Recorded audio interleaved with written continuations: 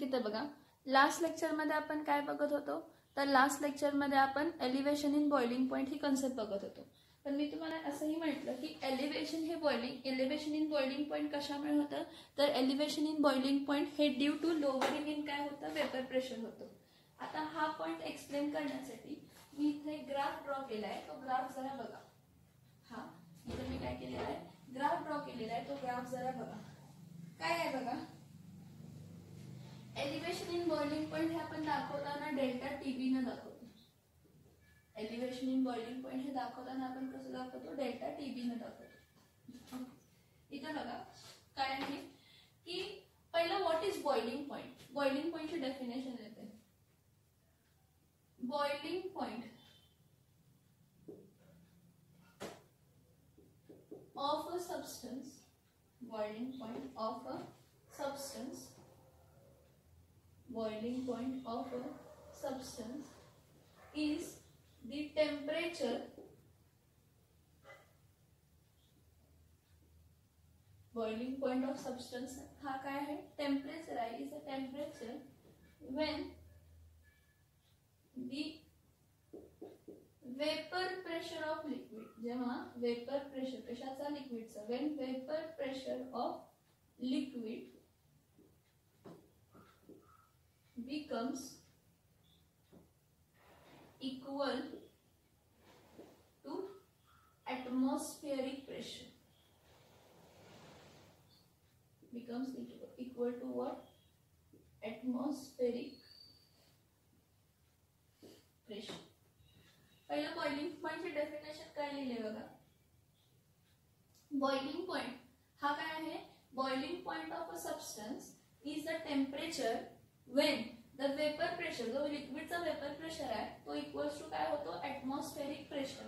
आणि atmospheric pressure किती आहे आपला, 1 atmosphere is equals to 760 mm of Hg. हा आपला ॲटमॉस्फेरिक प्रेशर.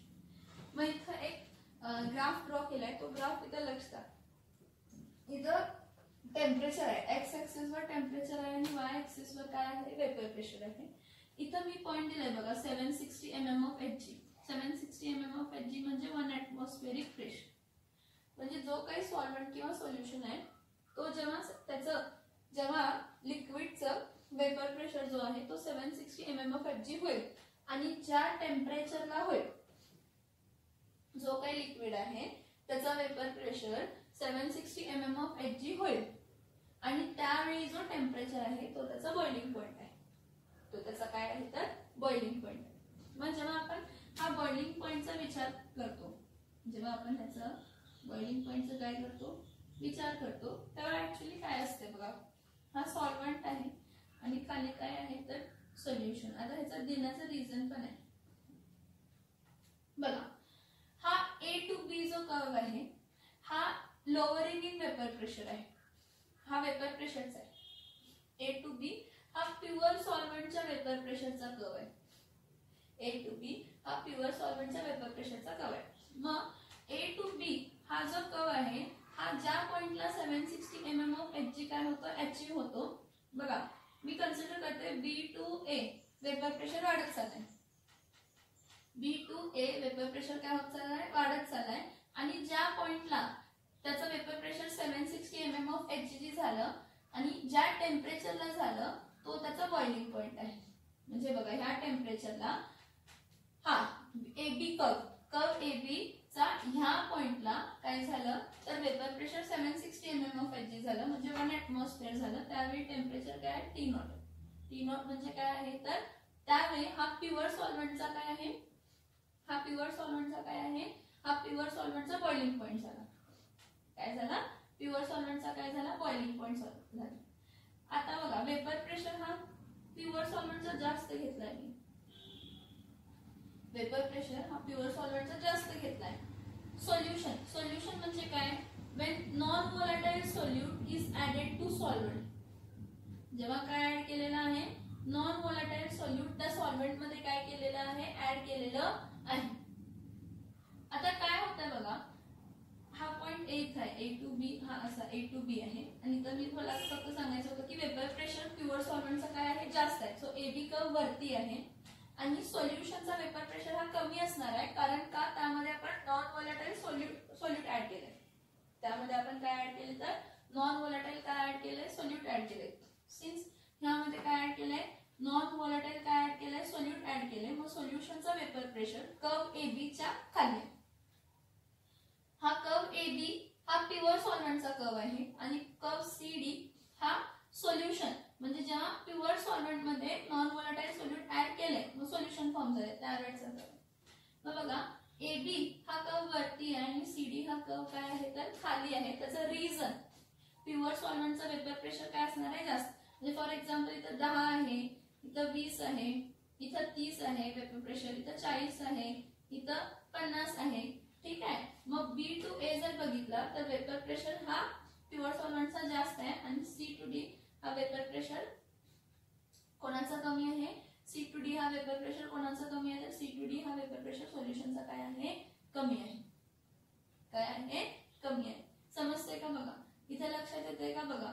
मग हा प्युअर सॉल्व्हंट वेपर प्रेशर जास्त आहे आणि सोल्युशन म्हणजे ज्यामध्ये नॉन व्होलाटाईल काय ऍड केलेला आहे, नॉन व्होलाटाईल काय ऍड केलेला आहे, सोल्यूट ऍड केलेला आहे सॉल्व्हंट मध्ये आणि जो सोल्युशन फॉर्म झालाय तो वेपर प्रेशर काय आलाय खाली आलाय, कारण त्याचा वेपर प्रेशर कमी होतं. आपण बघितलं की जेव्हा फक्त व्होलाटाईल सोल्यूट होता त्यावेळी vapour pressure of pure solvent काय होता जास्त होता, पण जेव्हा आपण त्यामध्ये नॉन व्होलाटाईल सोल्यूट ऍड केलं तर vapour pressure of pure solvent in solution, सोप्या भाषेत वेपर प्रेशर ऑफ सोल्युशन काय आला कमी आला. म्हणून प्युअर सॉल्व्हंटचा कर्व वरती घेतलाय आणि सोल्युशनचा कर्व खाली घेतलाय. प्युअर सॉल्व्हंटचा कर्व वरती घेतलाय आणि सोल्युशनचा कर्व काय घेतलेला आहे तर खाली घेतलेला आहे. ओके. मग काय झालं की बॉइलिंग पॉइंट म्हणजे काय म्हटलं, बॉइलिंग पॉइंट म्हणजे काय म्हटलं की बॉइलिंग पॉइंट हा टेम्परेचर आहे जेव्हा वेपर प्रेशर लिक्विडचा इक्वल्स टू काय होतं ऍटमॉस्फेरिक प्रेशर, आणि ऍटमॉस्फेरिक प्रेशर म्हणजे 1 ऍटमॉस्फिअर प्रेशर म्हणजे 760 mm ऑफ Hg. मग कन्सिडर करा हा वेपर प्रेशर काय होत चाललाय, A to B ही वेपर प्रेशरची जी कर्व आहे ह्या पॉइंटला 760 mm ऑफ Hg टेम्परेचर झालाय. सॉरी 760 mm ऑफ Hg हा वेपर प्रेशर मिळाला कोणत्या ह्या पॉइंटला. मग ह्या पॉइंटला मग तो कर्व घेतला मी, कर्व जसा वाढत चाललाय असा, म्हणजे असं जर कन्सिडर केला तर वेपर प्रेशर वाढत गेलाय आणि असं जर कन्सिडर केलं तर वेपर प्रेशर काय होत झालाय कमी होत गेलाय. तर मी म्हणते B to A vapour pressure काय होत गेलाय वाढत गेलाय आणि ह्या पर्टिक्युलर 760 mm ऑफ Hg च्या वेळी काय असणार आहे ऍटमॉस्फेरिक प्रेशर 1 झाला. मग वेपर प्रेशर जेव्हा वेपर प्रेशर हा जो वेपर प्रेशर आपण वाढत नेला आणि तो इक्वल टू काय झाला ऍटमॉस्फेरिक प्रेशर म्हणजे 760 mm ऑफ Hg झाला, त्यावेळेचा टेम्परेचर म्हणजे काय असतं बॉइलिंग पॉइंट असतं. मग हा बॉइलिंग पॉइंट कशाचा आला, हा बॉइलिंग पॉइंट प्युअर सॉल्व्हंटचा. बघा हा प्युअर सॉल्व्हंटचा कर्व आहे, ह्या प्युअर सॉल्व्हंटचा हा काय आला तर बॉइलिंग पॉइंट आला. प्युअर सॉल्व्हंटचा हा काय आला तर बॉइलिंग पॉइंट आला.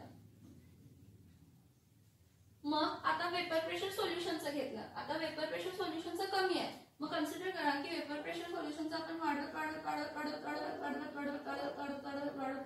नेतो. मग कन्सिडर करा की ह्या पॉइंटला त्याचा वेपर प्रेशर इक्वल्स टू काय होतं ऍटमॉस्फेरिक प्रेशर. मग ज्या पॉइंटला vapour pressure equals to atmospheric pressure होतो त्या टेम्परेचरला आपण काय म्हणतो तर बॉइलिंग पॉइंट.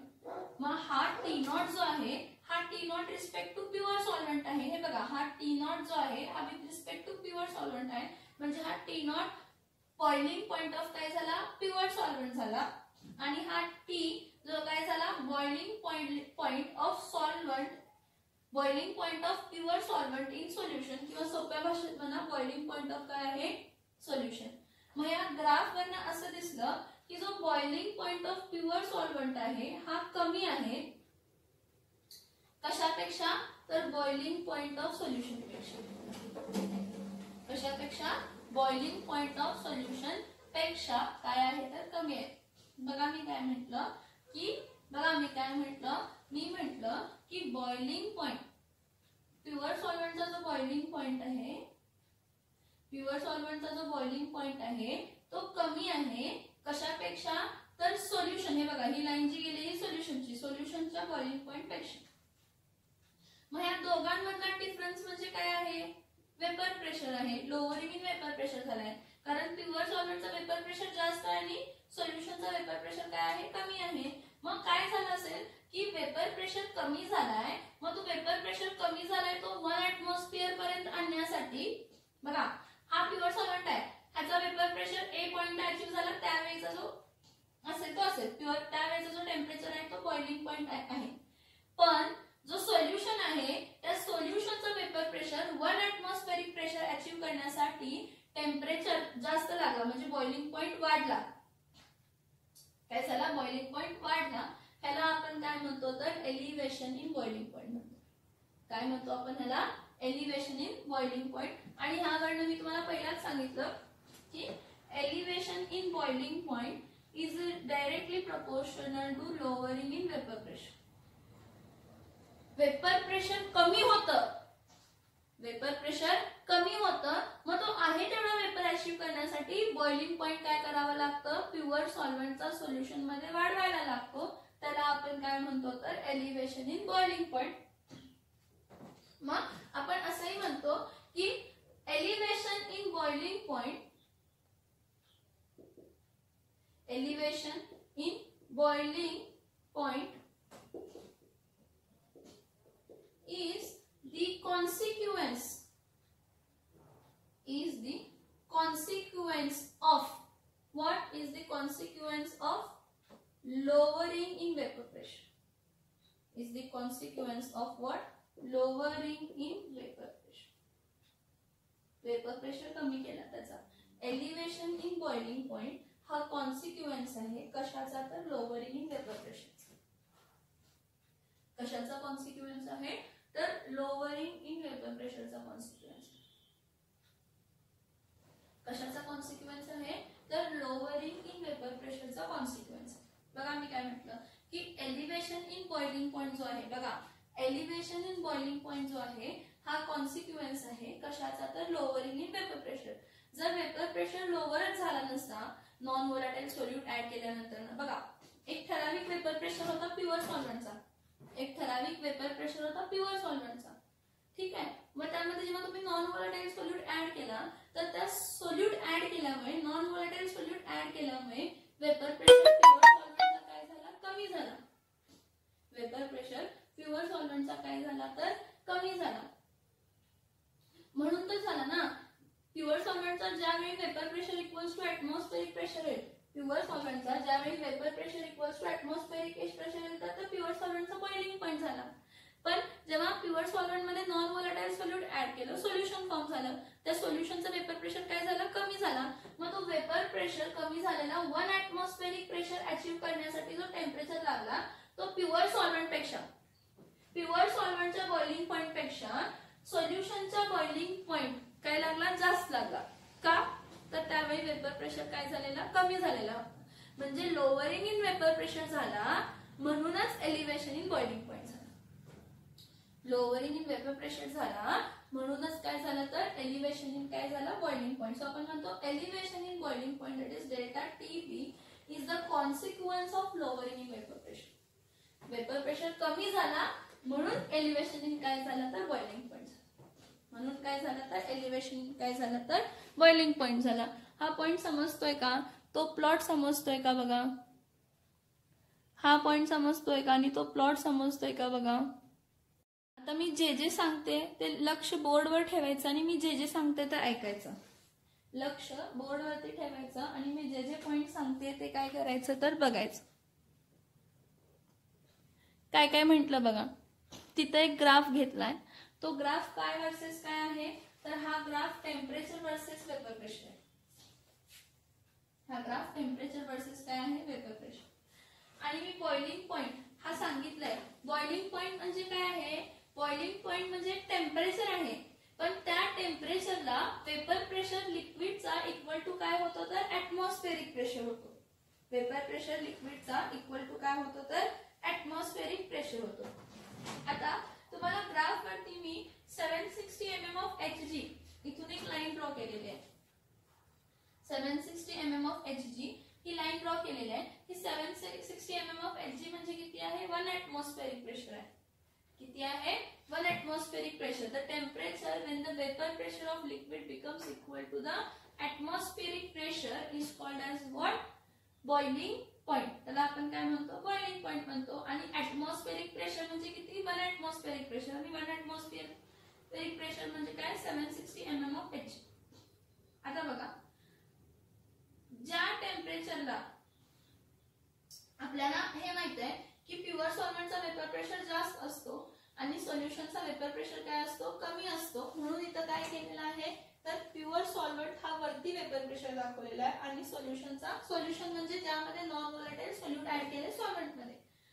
म्हणून काय केलेलं आहे, तर नॉन व्होलेटाईल सोल्यूट सॉल्व्हेंट मध्ये ऍड केल्यानंतर वेपर प्रेशर कमी होणार म्हणून तो खाली घेतलाय. म्हणून तो काय घेतलेला आहे, तर खाली घेतलेला आहे. इथं बघा, ऍज स्टेटेड काय, ऍट एनी टेम्परेचर जो वेपर प्रेशर ऑफ सोल्युशन असतो. बघा, जो वेपर प्रेशर ऑफ सोल्युशन म्हणजे ज्यामध्ये नॉन व्होलेटाईल सोल्यूट ऍड केलाय असा सॉल्व्हेंट. जो वेपर प्रेशर ऑफ सोल्युशन असतो तो कमी असतो कशापेक्षा, प्युअर सॉल्व्हेंट पेक्षा. कशापेक्षा, प्युअर सॉल्व्हेंट पेक्षा. मग हेन्स जो वेपर प्रेशर आणि टेम्परेचर कर्व आहे त्यामध्ये जो वेपर प्रेशर टेम्परेचर कर्व म्हणजे हा curve, vapour pressure temperature curve म्हणजे हा सीडी कर्व. हा सोल्युशनचा कर्व हा खाली आहे आणि प्युअर सॉल्व्हेंटचा कर्व काय आहे, तर वरती आहे. टेम्परेचरचा कर्व खाली आहे आणि प्युअर सॉल्व्हेंटचा कर्व काय आहे, वरती आहे. Hence the vapour pressure temperature curve of solution CD हा खाली आहे. कशाचा, तर सॉल्व्हेंट एबी कर्वच्या. कशाचा, तर सॉल्व्हेंट एबी कर्वच्या. मी जे जे वर्ड सांगते ते लक्ष देऊन ऐकायचं आणि बोर्डकडे लक्ष द्यायचं. कशाकडे लक्ष द्यायचं, तर बोर्डकडे लक्ष द्यायचं. मग आता आपल्याला असं दिसतं की आपण एक हॉरिझॉन्टल लाईन ड्रॉ केली आहे. कशाला, तर टेम्परेचरला फ्रॉम वेपर प्रेशर कितीची आहे, तर 760 mm of Hg. आणि ही जी 760 mm of Hg पासून जी मी एक हॉरिझॉन्टल लाईन, हे बघा, ही जी मी हॉरिझॉन्टल लाईन ड्रॉ केली आहे ती एबी कर्वला आणि सीडी कर्वला ज्या पॉइंटला कट होते, एबी पॉइंटला आणि एबी कर्वला आणि सीडी कर्वला ज्या पॉइंटला कट होते त्यावेळेचा टेम्परेचर म्हणजे तो त्याचा काय आहे, बॉइलिंग पॉइंट आहे. त्यावेळेचा टेम्परेचर म्हणजे तो काय आहे, त्याचा बॉइलिंग पॉइंट आहे. तर ह्यावरनं आपल्याला असं दिसतं की जो प्युअर सॉल्व्हेंट आहे त्या प्युअर सॉल्व्हेंटचा बॉइलिंग पॉइंट काय आहे, कमी आहे. आणि जो सोल्युशन आहे म्हणजे ज्यामध्ये नॉन व्होलेटाईल सोल्यूट ऍड केलाय असा जो प्युअर सॉल्व्हेंट आहे त्याचा बॉइलिंग पॉइंट काय आहे, जास्त आहे. त्याचा बॉइलिंग पॉइंट काय आहे, तर जास्त आहे. बघा, आपल्याला काय दिसतं की जे कर्व सीडी आहे आणि जे कर्व एबी आहे ते ज्या पॉइंटला कट होता तिथून जर मी व्हर्टिकल लाईन ड्रॉ केली तर मी फिगरवरती टी नॉट आणि टी म्हणून दाखवलेले आहे. काय म्हणून दाखवलेले आहे, टी नॉट आणि टी म्हणून दाखवलेले आहे. मग त्यावरनं असं दिसतं की जो टी आहे, जो वेपर टी म्हणजे काय आहे, बॉइलिंग पॉइंट. टी म्हणजे काय आहे, boiling point of pure solvent in solution म्हणजे बॉइलिंग पॉइंट ऑफ सोल्युशन हा काय आहे, जास्त आहे. कशापेक्षा, तर boiling point of pure solvent पेक्षा. So at the boiling point of liquid its vapour pressure is equal to 1 atmospheric pressure. Boiling point जो असतो लिक्विडचा त्यावेळी काय असतं, तर vapour pressure equals to 1 atmospheric pressure असतं. आणि 1 ऍटमॉस्फेरिक प्रेशर म्हणजे 760 mm of Hg. म्हणजे तुम्हाला त्या सॉल्व्हेंटला किंवा सोल्यूटला इतकं हीट करायचं आहे की त्याचा वेपर प्रेशर जो इक्वल तो त्याचा जो वेपर प्रेशर आहे तो इक्वल टू काय आला पाहिजे, ऍटमॉस्फेरिक प्रेशर. मग जेव्हा 1 ऍटमॉस्फेरिक प्रेशर हा टेम्परेचर जेव्हा 1 ऍटमॉस्फेरिक प्रेशर हा टेम्परेचर अचीव्ह होतो, जेव्हा 1 ऍटमॉस्फेरिक टेम्परेचर हा अचीव्ह होतो त्यावेळेच्या टेम्परेचरला आपण काय म्हणतो, बॉइलिंग पॉइंट. जेव्हा 1 ऍटमॉस्फेरिक टेम्परेचर हा अचीव्ह होतो त्यावेळेच्या टेम्परेचरला आपण काय म्हणतो, बॉइलिंग पॉइंट. त्यावेळेच्या टेम्परेचरला आपण काय म्हणतो, तर त्याचा boiling point. So at any given temperature vapour pressure जो सोल्युशनचा होता तो लोअर होता. कशापेक्षा, तर प्युअर सॉल्व्हेंट पेक्षा. मग ज्याचा वेपर प्रेशर कमी आहे त्याला 1 ऍटमॉस्फिअर टेम्परेचर अचीव्ह करण्यासाठी 1 ऍटमॉस्फिअरिक प्रेशर अचीव्ह करण्यासाठी टेम्परेचर काय लागणार आहे, जास्त लागणार आहे. हेन्स वेपर प्रेशर जो सोल्युशनचा आहे त्याला 1 एटमॉस्फेरिक प्रेशर टेम्परेचर अचीव करण्यासाठी टेम्परेचर काय लागणार आहे, जास्त लागणार आहे. कशापेक्षा, तर vapour pressure of pure solvent पेक्षा. मग ह्याला आपण सोप्या भाषेत काय म्हणू शकतो की जो बॉइलिंग पॉइंट आहे सोल्युशनचा किंवा बॉइलिंग पॉइंट जो आहे प्युअर सॉल्व्हेंटचा सोल्युशन मध्ये जास्त आहे. कशापेक्षा, कशापेक्षा जास्त आहे, तर the boiling point of solution, the boiling point of pure solvent in solution is greater than the boiling point of a pure solvent. Now this difference between the boiling point of solution or boiling point of pure solvent in solution minus boiling point of pure solvent is called as elevation in boiling point. ह्याला आपण काय म्हणतो तर elevation in काय म्हणतो तर boiling point म्हणतो.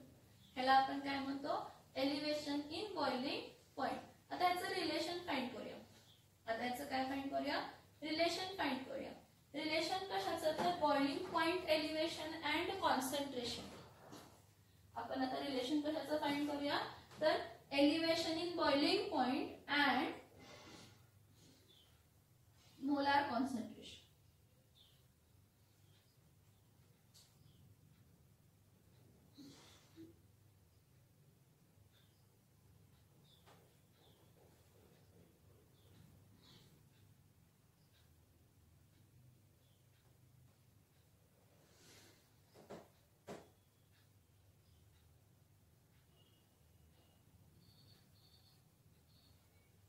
Okay, तर बघा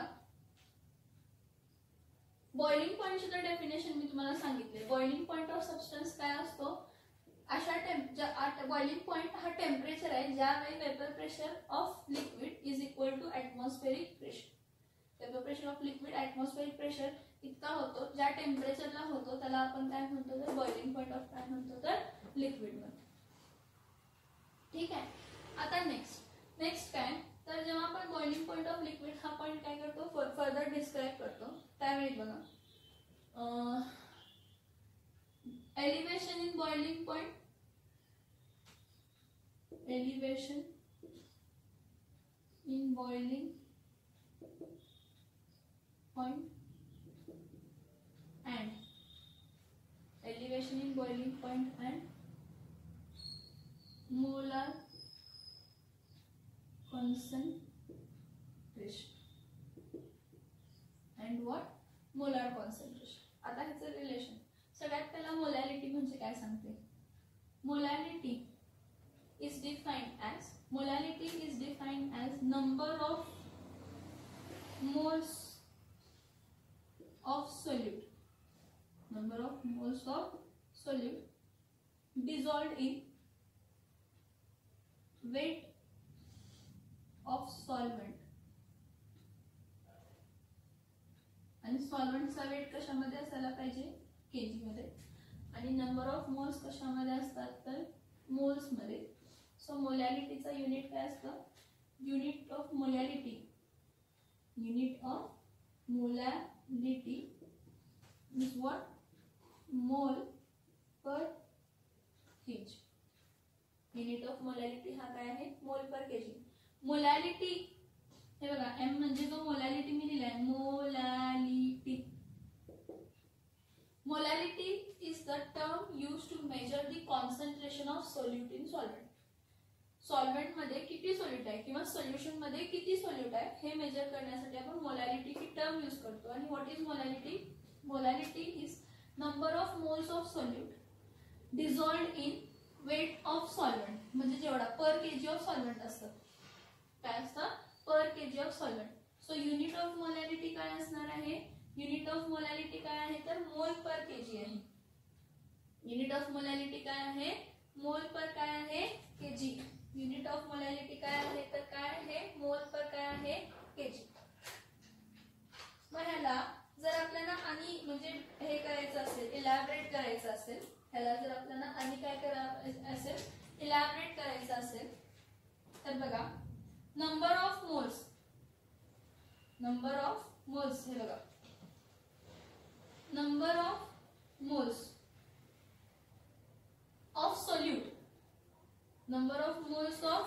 सोल्यूट, ह्याला आपण कशाने दाखवतो NB. Number of moles of solute ह्याला आपण कशाने दाखवतो NB.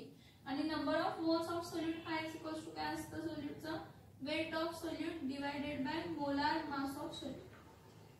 Weight of solute divided by molar mass of solute. आता वेट ऑफ सोल्यूट जर ग्रॅम मध्ये असेल तर मोलार मास ऑफ सोल्यूट कशामध्ये असायला पाहिजे, तर ग्रॅम पर मोल मध्ये. कशामध्ये असायला पाहिजे, ग्रॅम पर मोल मध्ये. बघा, number of moles of solute that is NB is equals to weight of solute. WB म्हणजे वेट ऑफ सोल्यूट ग्रॅम मध्ये आणि molar mass of solute gram per mole मध्ये. ठीक आहे. Next, number of moles of solute नंतर आपण काय लिहिणार आहे, number of moles of solute नंतर weight of solvent. WA is weight of solvent. The weight of solvent कशामध्ये, इन केजी.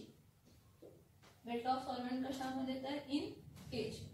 मग इथे लिहिताना कसं लिहिणार आहे, नंबर ऑफ मोल्स म्हणजे NB divided by weight of solvent WA. पण WA कशामध्ये असायला पाहिजे, इन केजी. WA कशामध्ये असायला पाहिजे, केजी मध्ये. नेक्स्ट बघा, NB म्हणजे आपण काय लिहिलंय, weight of solute divided by molar mass of solute. म्हणजे काय होणार आहे, WB divided by MB into WA in kg. म्हणजे weight of solvent in kg. Weight of solvent in काय असायला पाहिजे, केजी. हे सगळं का सांगते, तर एलिव्हेशन इन बॉइलिंग पॉइंट हा मोलॅलिटीलाच रिलेटेड आहे. सो आता जर वेट केजी मध्ये दिला नसेल, सॉल्व्हेंट जो आहे तो कशामध्ये दिला असेल, केजी मध्ये दिला नसेल आणि कशामध्ये दिला असेल, ग्रॅम मध्ये दिला असेल, तर आपण काय लिहितो, weight of solute divided by molar mass of solute into weight of solvent. पण वेट ऑफ सॉल्व्हेंट जर कशामध्ये असेल, ग्रॅम्स मध्ये असेल, तर ह्याला मल्टिप्लाय बाय काय करतो, 1000 करतो. ह्याला मल्टिप्लाय बाय आपण काय करतो, 1000 करतो. बघा, molarity M is what, number of moles of solute divided by weight of solvent in kg. Now number of moles of solute काय आहे, NB. हे कशामध्ये डिसॉल्व्ह आहे, WA सॉल्व्हेंट. म्हणजे number of moles of solute divided by weight of solvent in kg. पण number of moles म्हणजे काय असतात, weight divided by molar weight. म्हणजे mass divided by काय असतात, molar mass into weight of solvent in kg केलं. पण हा जो सॉल्व्हेंटचा जो वेट आहे तो केजी मध्ये नसेल आणि कशामध्ये असेल, ग्रॅम्स मध्ये असेल. जो सॉल्व्हेंटचा वेट आहे तो केजी मध्ये नसेल आणि कशामध्ये असेल, ग्रॅम्स मध्ये असेल. कशामध्ये असेल, ग्रॅम्स मध्ये असेल. तर आपण काय करतो, ह्या इक्वेशनला मल्टिप्लाय बाय काय करतो, 1000. हे लक्षात ठेवा, मोलॅलिटीचे टर्म्स. हे लक्षात ठेवा, मोलॅलिटीचे terms. Molality is number of moles of solute dissolved in given amount of solvent, but that amount of solvent is in kg. So NB divided by WA in kg. B म्हणजे solute, A म्हणजे solvent. NB moles, number of moles of solute म्हणजे weight of solute divided by molar weight of solute into weight of solvent in kg. into काय करायचं, kg चं gram मध्ये convert करण्यासाठी multiply by काय करायचं, 1000. So unit of molality काय असतं, युनिट ऑफ मोलॅलिटी मोल पर केजी असतं. युनिट ऑफ मोलॅलिटी काय असतं, तर मोल पर काय असतं, केजी असतं. हे समजलं, हे समजलं का बघा, हे समजलं का बघा. आता पुढचं, एलिव्हेशन इन बॉइलिंग पॉइंट कसं रिलेटेड आहे, कसं आहे, एलिव्हेशन इन बॉइलिंग पॉइंट हा मोलार कॉन्सन्ट्रेशनला कसं रिलेटेड आहे. हे खूप इझी आहे मॅडम. आणि हे सेम, फक्त टर्म्स वेगळे होणार. एलिव्हेशनचं काय होणार, डिप्रेशन होणार. बॉइलिंग पॉइंटचं काय होणार, फ्रीजिंग पॉइंट. म्हणजे ही जर तुम्हाला प्रॉपर्टी समजली तर तुम्हाला पुढची प्रॉपर्टी समजायला काहीही डिफिकल्टी येणार नाही. तुम्हाला जर ही प्रॉपर्टी समजली तर पुढची प्रॉपर्टी समजायला तुम्हाला काहीही डिफिकल्टी येणार नाही, काहीच डिफिकल्टी येणार नाही. इथं बघा,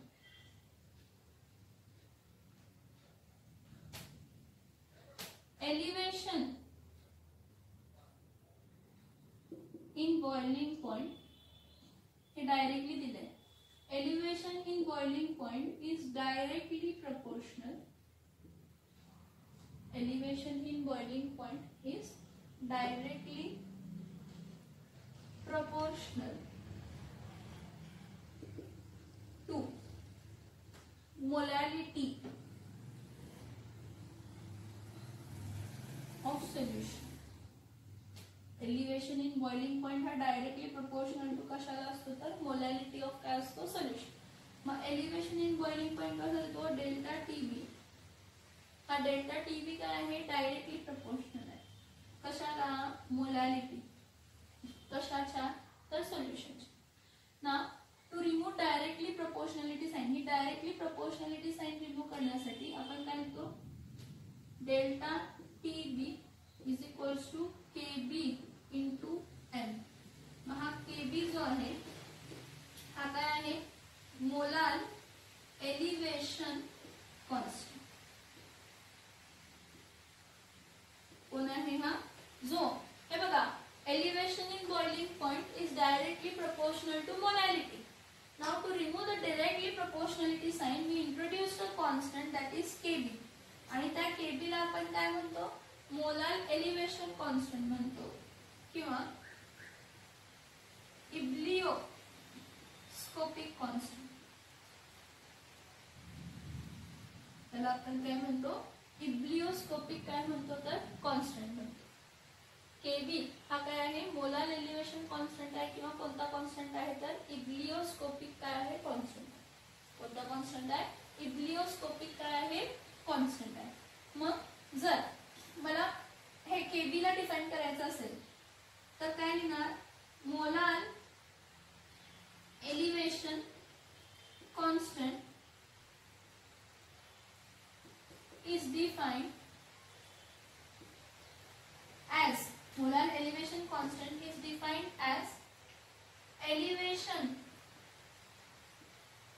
in boiling point, as elevation in boiling point when molality of solution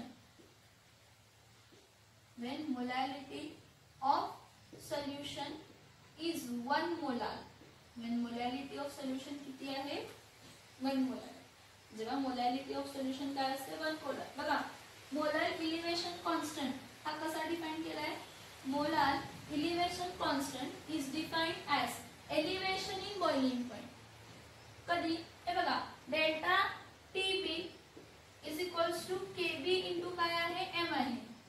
पण जर एम इज इक्वल्स टू 1 आलं एम इज इक्वल्स टू 1 मोल पर काय आलं KG. m is equals to 1 mole per kg आलं 1 आलं m is equals to 1 आलं तर delta TB is equals to काय असणार आहे kb असणार आहे. m is equals to जर 1 mole per kg येत असेल तर delta TB is equals to काय असणार आहे kb.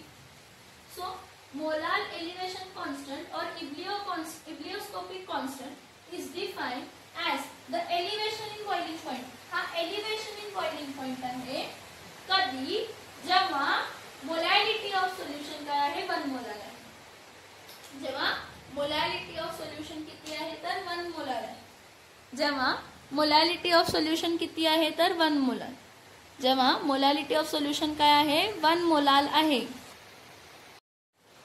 ओके समजलं का. बघा मोलार एलिव्हेशन कॉन्स्टंट जो आहे हा एलिव्हेशन इन बॉइलिंग पॉइंट आहे कधी हे बघा delta TB is equals to KB आहे. Delta TB is equals to KB when molality M is equals to 1.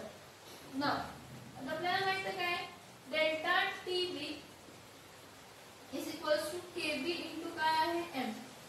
मग unit of KB molar elevation constant चा युनिट तर आपण काय करणार आहे डेल्टा TB आपण काय लिहिणार आहे m. ह्याला आपण काय म्हणणार आहे केबी. मग एलिव्हेशन इन बॉइलिंग पॉइंटला आपण काय म्हणतो केल्विन म्हणतो आणि मोलॅलिटीला काय म्हणतो मोलॅलिटीचं युनिट काय आहे तर मोल पर केजी. काय आहे मोल पर केजी. आता पर केजी वरती शिफ्ट झाला सो काय येणार आहे केल्विन केजी पर मोल.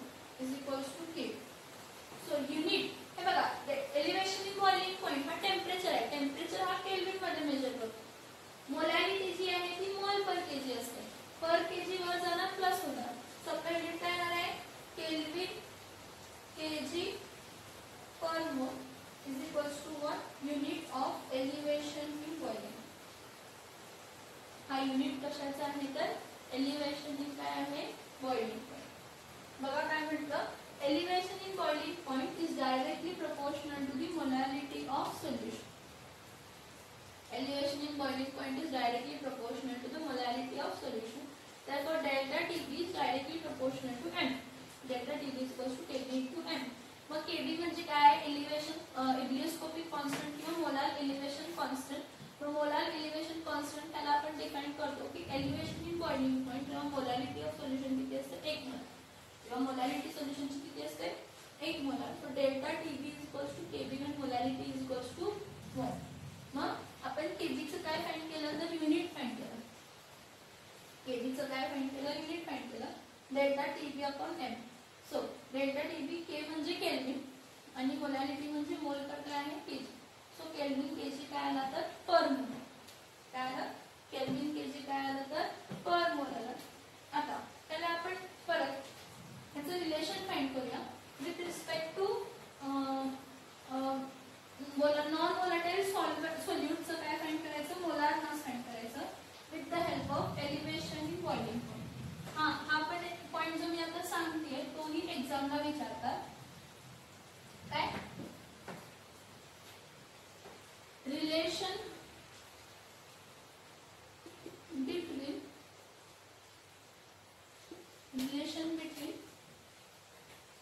elevation in boiling point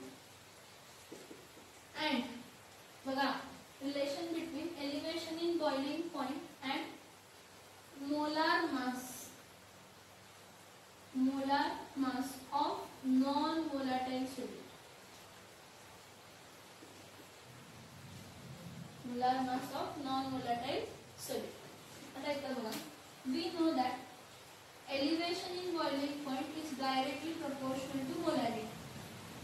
आता molarity ही directly proportional आहे म्हणून त्याचा म्हणजे directly proportionality sign रिमूव्ह करण्यासाठी आपण काय लिहितो? delta Tb is equals to Kb into काय लिहितो? Mb. Therefore delta Tb is equals to Kb into M. M म्हणजे काय येणार आहे? weight of solute divided by molar mass of solute. Weight of solute divided by molar mass of non-volatile solute into weight of solvent in what? Kg. Weight of solvent in kg. Therefore delta Tb is equals to Kb into weight of solute divided by molar mass of solute into weight of solvent in काय लिहिलंय? Gram. जर weight of solvent in gram लिहिले तर काय येणार आहे? Multiply by काय येणार? 1000. जर weight of solvent kg मध्ये दिलाय तर ह्याचा पुढचा रिलेशन काय येणार आहे? ह्याला फक्त रिअरेंज करणार. हा mb इथं शिफ्ट करणार, डेल्टा Tb इथं शिफ्ट करणार. सो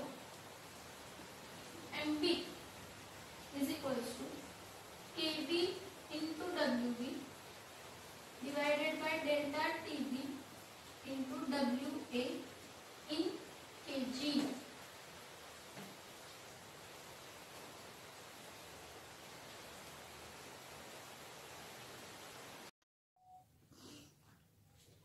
ओके, वेळोवेळी आपण काय करणार होतो तर हे टर्म्स काय करायचे म्हटलं? शिफ्ट करायचे. सो हा mb इथं शिफ्ट केला आणि हा डेल्टा Tb इथं शिफ्ट केला. Therefore molar mass of a non-volatile solute is equals to elevation in boiling point into weight of the solute divided by elevation in boiling point into weight of solvent in kg. weight of solvent कशामध्ये? kg मध्ये. आता ह्या टर्मला आणि जर rearrange केलं, molar mass mb molar mass of non-volatile solute is equals to what? Iblioscopic constant divided by weight of solute into 1000 divided by delta Tb into Wa. पण इथं weight of solvent कशामध्ये आहे? तर ग्रॅम्स. weight of solvent कशामध्ये आहे? Grams मध्ये आहे. बघा, elevation in boiling point and molar concentration. Relationship between elevation in boiling point and molar mass of non-volatile solute. काय? Elevation in boiling point is directly proportional to molarity. आता आपण मोलॅरिटीचं का घेतो? मोलॅरिटी ही टेम्परेचर इंडिपेंडेंट आहे. म्हणजे जरी temperature change झाला तरी मोलॅरिटी चेंज होणार नाही. Okay, so delta TB is equals to KB. KB is elevation constant into M. So delta TB is equals to KB. का तर मोलॅरिटी इज इक्वल्स टू काय असते, weight of solute divided by molar mass of solute into weight of solvent. पण weight of solvent कशामध्ये, KG मध्ये. जर तोच weight of solvent कशामध्ये असेल, ग्रॅम मध्ये असेल तर WB divided by MB into WA in gram. ह्याला मल्टिप्लाय करायचं 1000. काय करायचं 1000. सो हा डेल्टा टीबीचा काय झालं इथं बघा, ह्या पुढे मी लिहिले की ह्या केस मध्ये delta TB is equals to KB into WB divided by MB into WA in KG असेल. केजी मास जर केजी मध्ये असेल, वेट ऑफ सॉल्व्हेंट जर केजी मध्ये असेल तर फक्त काय करायचं, MB ची जागी डेल्टा टी, डेल्टा पी ची जागी MB करायचं. किंवा delta TB is equals to KB WB into MB. Weight in grams आहे, ग्रॅम्स मध्ये असेल तर ह्याला मल्टिप्लाय काय करायचं 1000 ने मल्टिप्लाय करायचं आणि फक्त रिअरेंज करायचं. काय डेल्टा टीबी, हे बघा डेल्टा टीबी च्या जागी MB जाणार आणि MB च्या जागी काय जाणार तर delta TB. This is what elevation in boiling point. हा कशासाठी आहे, मोलार मास. मग आपण molar mass of non volatile solute using elevation constant, elevation constant आणि एलिव्हेशन कॉन्स्टंट आणि काय तर एलिव्हेशन इन बॉइलिंग पॉइंट कसं देतो तर MB is equals to KB into WB into काय येणार आहे 1000 upon delta TB into WA weight of solvent in कशामध्ये तर ग्रॅम्स मध्ये. हा आपला रिलेशन आहे. मग ह्यामध्ये जर मला ही एक क्वांटिटी आहे, दुसरी ही, तिसरी ही, चौथी, पाचवी, 5 क्वांटिटी आहेत. तर 5 क्वांटिटी मध्ये जर मला 4 क्वांटिटी माहित असतील तर मी 5th क्वांटिटी काय करू शकते, फाइंड आउट करू शकते. जर मला 4 क्वांटिटी माहित असतील तर मी काय करू शकते तर 5th क्वांटिटी काय करू शकते तर 5th क्वांटिटी फाइंड आउट करू शकते. This is how we find elevation in boiling point. Sorry, molar mass of non volatile solute. हे बघा WB म्हणजे मोलार मास ऑफ काय आहे, WB म्हणजे नॉन मोलार मास ऑफ काय आहे तर non volatile solute. Molar mass of काय आहे, नॉन व्होलाटाइल काय आहे सोल्यूट. समजतंय का बघा. शिफ्ट केलं आपण फक्त त्याला.